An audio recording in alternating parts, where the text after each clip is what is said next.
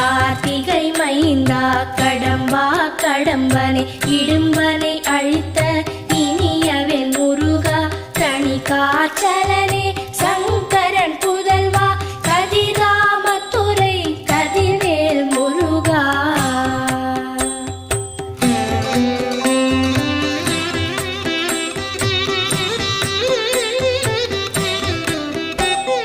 பழனிபதி வாழ் பாலகுமாரா ஆவினன் குடிவாழ்